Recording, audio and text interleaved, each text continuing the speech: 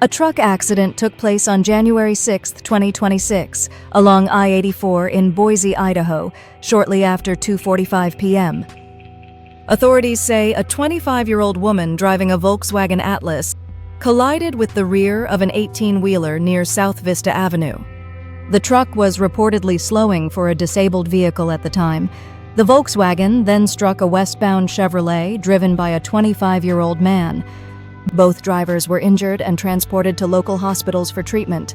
The extent of their injuries is unknown. The investigation is ongoing.